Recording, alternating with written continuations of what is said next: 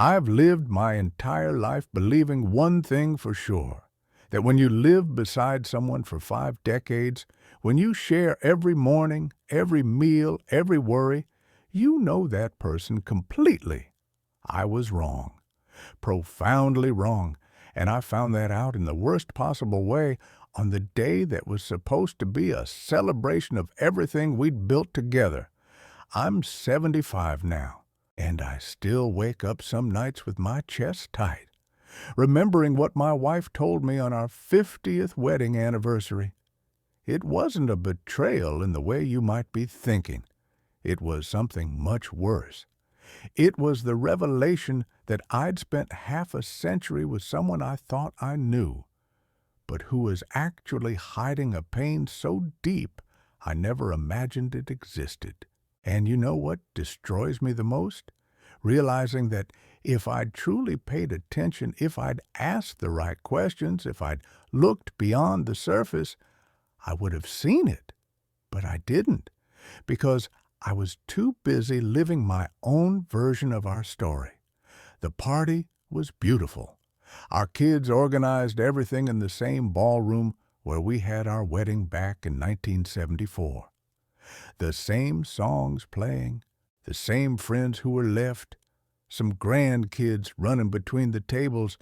I looked at my wife that night and thought we were blessed. 50 years, 2 kids, 4 grandkids, a paid-off house, decent health for our age. What more could a man want? She looked stunning in that blue dress I helped her pick out, smiling at everyone, accepting congratulations, posing for pictures. Nobody noticed. Not me. Not our kids. Nobody saw that behind that smile. Something was breaking inside. We got home around 11 that night. I was tired but happy, commenting on how beautiful the party was, how good it felt to have the whole family together. She agreed with everything, but she was too quiet. I figured it was just exhaustion. We had some tea in the kitchen, like we do every night for more years than I can count. And then she said something that changed everything. "Honey," she said, "I need to tell you something. I've been carrying this alone for 50 years, and I can't do it anymore." My heart froze. I thought of 1,000 things in that second. A serious illness, a terrible secret, something that would destroy everything we'd built. But it wasn't any of that. It was worse, much worse. She told me that all these years, from the very first day of our marriage, she never truly felt seen by me. Not in the sense that I wasn't physically present. I was. I worked hard to give our family the best. I was never absent, never cheated, never raised a hand. But she said that wasn't enough. That for 50 years, she'd tried to tell me who she really was, what she really felt, what she really needed, and I never truly heard her. I never asked, beyond the superficial. I never wanted to know her deeper layers. I was content with the version that was convenient for me, the wife who took care of the house, raised the kids, who was always there when I got home from work. But the real woman, with her dreams, her fears, her frustrations, her desires, I never knew her, because I never tried to know her. She cried as she spoke, and each tear was an accusation. She said she dreamed of going back to school once the kids grew up, but I never took it seriously. That she wanted to travel to places I thought were silly. That she needed more deep conversations and fewer comfortable silences. That she felt alone even though she was married. That she spent years wondering if I truly loved her or if I just got used to her presence. And the worst part, the part that made me cry along with her, was when she said she'd spent the last 10 years emotionally preparing herself for the possibility of me dying first. Because then She could finally try to live the years she had left being completely herself, without having to fit into the version of a wife I expected her to be. You know what hurts the most in this whole story? It's realizing she wasn't asking for impossible things. She didn't want riches. She didn't want luxury. She didn't want me to be someone else. She just wanted to be heard. She just wanted me to ask real questions and pay attention to the answers. She just wanted to share with me not just the house and the bills, but also her thoughts, her dreams, her doubts, her fears. Simple things that I thought were implicit in marriage, but that she never truly felt. And the worst part is, I was sure I was being a good husband. I paid the bills on time. I helped when she asked. I never went out drinking with friends. I spent weekends at home. But being physically present isn't the same as being truly present, and it took me 75 years to understand that. Have you ever felt like you knew someone deeply, and then suddenly discovered you were only seeing the surface? That you spent years beside someone, but never really entered their inner world? Tell me in the comments here, do you also feel like you don't truly know the people closest to you? Write something like, "I should know better," and put who it is. You don't have to explain if you don't want to. But when you admit it, when you put it into words, it's the first step to change. And your comment might make someone else realize they're not alone in this pain of living beside someone without truly knowing them. So tell me, who should you know better? I stayed up all night after that conversation. She went to sleep, exhausted from finally saying everything she'd held in for so many years. I stayed in the living room, in the dark, replaying our entire life through new eyes. And every memory I thought was good, that was proof of our happy marriage, took on a new layer. That day she suggested we take dance lessons, and I said I was too tired from work. It wasn't laziness. It was her trying to create a different connection, trying to give us something new to share. I didn't see it. The time she'd start telling me about a book she was reading, and I'd change the subject to talk about work. It wasn't casual disinterest. It was her trying to show me what she was thinking, feeling, discovering. I didn't listen. The moment she'd get quiet, and I'd assume everything was fine. It wasn't. It was her giving up on trying to communicate with me because I never made real space for what she had to say. I remember once, we must have been married about 10 years, she came home excited with an idea. She'd seen an ad for an art history course at the university near our house. It was 2 nights a week. She wanted to do it. I told her I didn't think it was a good idea, that she already had too much work with the young children, that she'd get too tired. In my head, I thought I was being protective, looking out for her best interests. The truth is, I was being selfish. I didn't want my routine to change. I didn't want to have to handle the kids alone 2 nights a week. I didn't want her to have interests that didn't revolve around the family, around me. She accepted my opinion, as she always did, and never brought it up again. And I thought it was all settled, that I'd made the right decision. Except it wasn't settled, it was just buried. Another layer of silent resentment accumulating. I realized that night I'd spent 50 years living with a superficial version of the woman I'd sworn to love. And the worst part is, I thought I was doing everything right. I provided, I was present, I was faithful. But being a good provider isn't the same as being a good partner.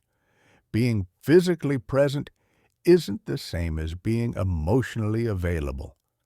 Being faithful to the marriage isn't the same as being truly connected to the person you married. I confused the formalities of marriage with real intimacy. I confused routine with connection. I confused the absence of major conflict with genuine happiness. And you know the big lie nobody tells you when you're young? That just living together is enough. That if you fulfill your basic obligations, if you don't do anything obviously wrong, the marriage will be fine.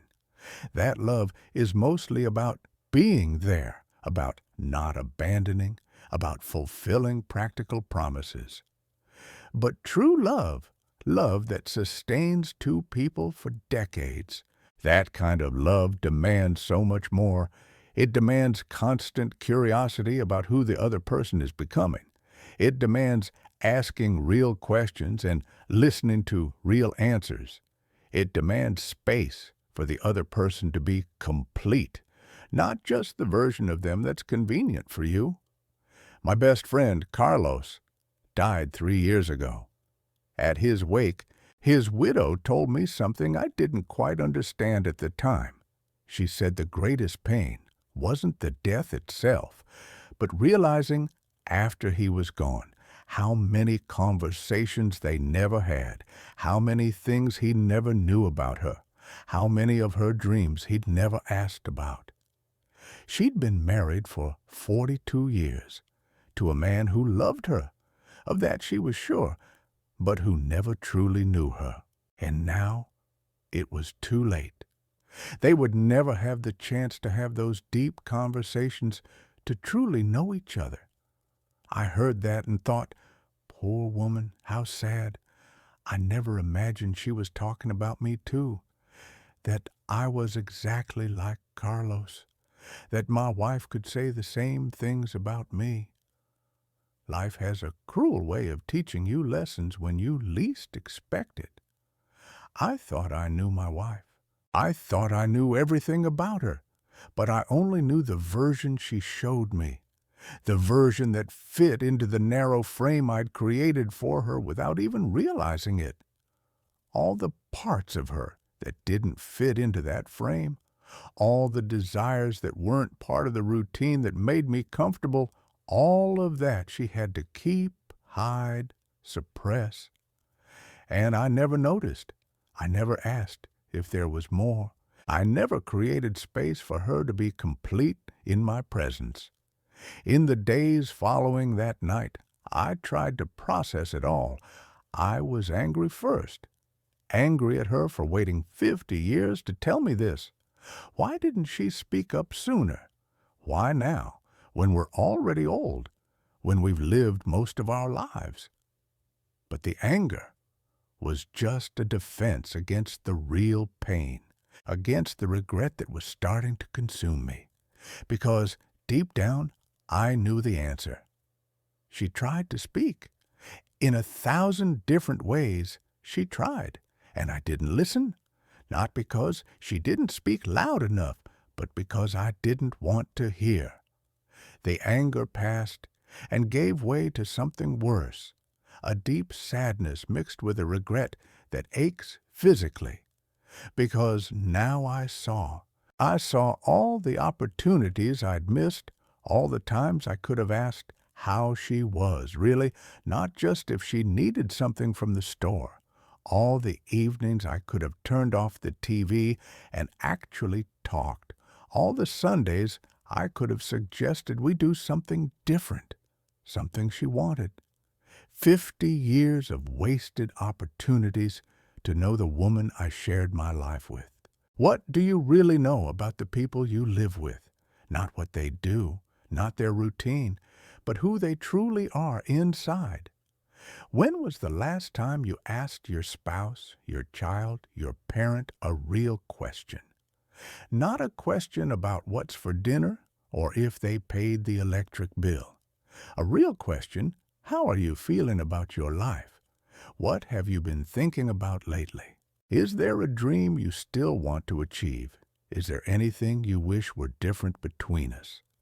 These are simple questions, but most people go their whole lives without asking them, and without answering them either, because we get used to it. We assume we know. We stop being curious about the people closest to us. I started paying attention in a way I never had before. I noticed my wife still picks up books from the library every week, always on the same subjects: art, history, and gardening. 50 years married, and I never asked why those subjects specifically. I never asked her to tell me what she learned. I never showed genuine interest in what she read, what she thought about what she read, how it changed her worldview. I noticed she sometimes stops in front of travel agencies when we're walking, looking at posters of faraway places. I never asked which place she'd most like to visit, why that specific place, what she imagined doing there. I never turned those glances of hers into conversations, into plans, into possibilities. I noticed she gets more animated when our grandkids come to visit, not just because she likes children, but because they ask questions. They want to know things. They ask her to tell stories. They give her what I should have given her all these years: genuine attention, real curiosity about who she is. A 5-year-old asks my wife more interesting questions in an afternoon than I have in years. That should shame me. And it does. I tried to fix it. I started asking questions. At first, she was suspicious, found this sudden change strange. Are you okay? Is something going on? Why are you acting differently? And I didn't know how to explain without sounding like I was only doing this because she complained, only to fix a problem. But little by little, when she saw that I was genuinely interested, that I truly wanted to listen, she started to open up again. I discovered things I was ashamed not to know. She always wanted to learn to play the piano, but never had the guts to start, because she thought I'd think it was silly for a woman her age to start from scratch. She had a friend from school, Mariana, whom she lost touch with 40 years ago, and thinks about almost every day, wondering what her life would have been like if she's happy, if she also has grandkids. She dreamed of being a literature teacher when she was young, not just a homemaker, and sometimes still feels a pang in her chest thinking about what could have been. She's afraid of death, not her own but mine, because she doesn't know how she'll live alone after so many years of living for someone else. Each revelation was a stab of regret, because all of this was there the whole time. I just never asked. I never made space for these conversations. I was too busy with work, with television, with the comfortable routine we built. And that routine was good for me. It gave me security, predictability. But for her, it was a silent prison where half of who she really was never allowed to exist. If I could go back in time and talk to the 25-year-old man about to get married, I'd tell him things he probably wouldn't fully understand. But I'd try to etch them into his soul. I'd tell him to stop thinking he knows everything about the woman he's marrying just because you dated for 2 years. 2 decades, 5 decades aren't enough to fully know a person, because people change, evolve, develop new layers. I'd tell him to ask deep questions at least once a week, questions that go beyond the surface. I'd tell him to pay attention to her silences, because often what isn't said is more important than what is. I'd tell him to never, ever assume you completely know another person, because people change, grow, develop new layers, and if you don't pay attention, you wake up one day next to a stranger. I'd tell him to create rituals of real connection, not just coexistence. 1 day a week without television, just talking. Questions that would take turns, each asking one for the other, no judgment, no interruptions. I'd tell him to support her dreams even when they seem small or strange to you, because they aren't small to her. They are the things that make her feel alive, that make her feel like more than just your wife, the mother of your children, the mistress of your home. I'd tell him to notice when she's trying to communicate indirectly, because many women of that generation learned that asking directly for what they need is being too demanding, is being ungrateful, is not knowing your place. I'd tell him to celebrate who she is, not just what she does for you. And more importantly, I'd tell him to understand that being married isn't a final state of conquest where you can relax and stop making an effort. Marriage is a continuous process of choosing to know and be known, of choosing to connect, even when it's easier to just coexist. I'd tell him that the most important moments in a marriage aren't the big events, the anniversaries, the parties. They are the ordinary Tuesdays, the unhurried breakfasts, the moments on the couch when you could be looking at your phones but choose to look at each other. It's these moments that build real intimacy or let it starve. But that young 25-year-old wouldn't listen to me, just like I didn't listen when older people tried to warn me about similar things. We always think we know better, that our situation is different, that it will be different for us. And then life goes by, and you wake up one day at 75, realizing you've made the exact same mistakes you swore you'd never make. Today, at 75, I have a wife who is finally starting to trust that I want to know her for real. It's not easy. 50 years of habits don't disappear in a few months of conversations. She still withdraws sometimes, still assumes I'll lose interest if she talks too much about what she really thinks. But we're trying. I bought her a piano. It's there in the living room, waiting for her to find the courage to start lessons. I booked a trip to Italy, a place she mentioned once 30 years ago, and I had completely forgotten. But she never did. Every night before bed, we ask each other a question. It can be any question, as long as it's real, requiring a real answer. And you know what I've discovered?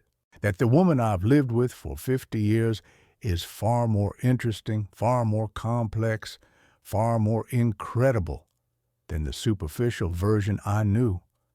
I've discovered she has a sense of humor I never fully noticed, because I never truly paid attention.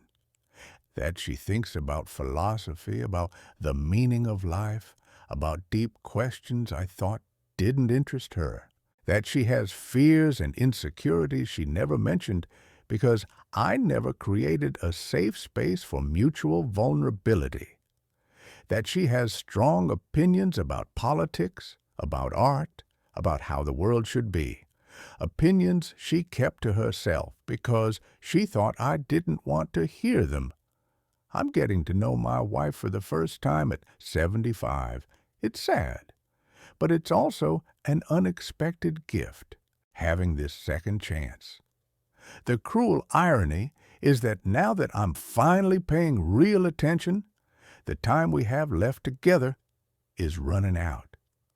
We don't know how much time we have. I have high blood pressure. She has a weak heart.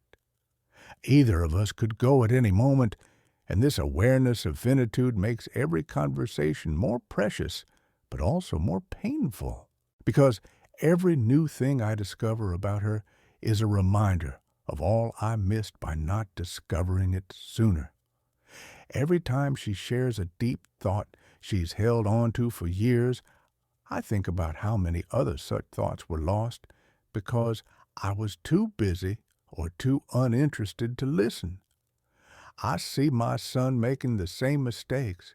He's 42, married for 15 years, works so much, comes home tired, barely talks to his wife beyond the essentials. I see in her eyes the same loneliness it took me 50 years to recognize in my wife's eyes. I tried talking to him about it, told him what happened on our anniversary, what my wife told me. He listened, looked thoughtful, said he'd pay more attention. But a week later, he was the same, stuck in the same routine, making the same mistakes. How do you make a 40-year-old man understand something you only understood at 75? How do you convince someone in the rush of life that they need to stop and really look at the person next to them before it's too late? He listens, says he understands, but I can see he doesn't truly understand. Just like I didn't understand when I was his age. Do we have to reach 70, 80 years old to finally understand the basics of human relationships? Does wisdom about what truly matters only arrive when we've already wasted most of our time? Or is it possible to wake up sooner? Can you, listening to me now, learn from my mistakes without having to live them first? I'd like to believe so, but I know probably not. Because we all think we have time, that the important people will always be there, that we can truly connect later when life calms down a bit, when work gets less intense, when the kids grow up. But life never calms down. Work never gets less intense, and by the time you realize it, half a century has passed, and you're living with someone you barely know. There's a phrase my wife said to me that night that stuck with me.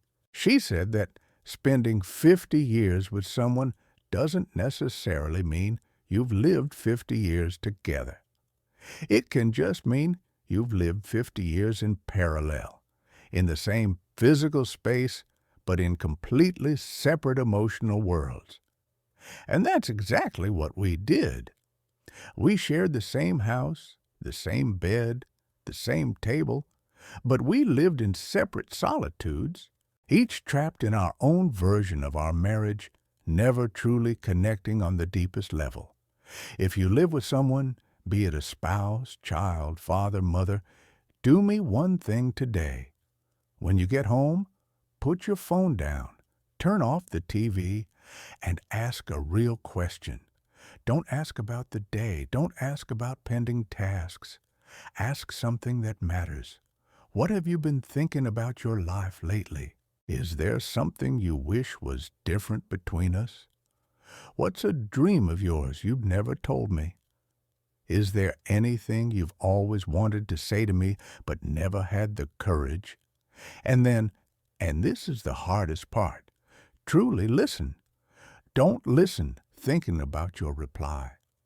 Don't listen waiting to finish so you can talk about your own life. Listen as if the answer is the most important thing in the world, because it is. I know it's hard to hear these truths. I know you might be recognizing yourself in this story and feeling uncomfortable.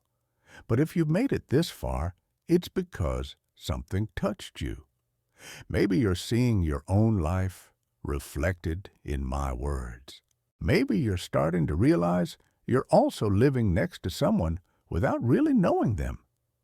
You are not alone in this. This channel exists for people who want to wake up before reaching 75 with the weight of 50 years of missed opportunities. Every week I share more stories, more mistakes I made, more lessons I learned too late, but that you still have time to learn. Subscribe if you want to be part of this community of people trying to live more consciously, more connected, more real. Give this video a like if it made you think of someone you live with but don't truly know. And tell me in the comments, who is that person in your life you need to start getting to know better? What's the first real question you're going to ask them today? Let's create a space where we can be honest about our connection failures, because it's harder alone. The people you love won't be here forever, and when they're gone, you'll want to be sure you truly knew them while you had the chance. Don't wait 50 years like I did. Start today.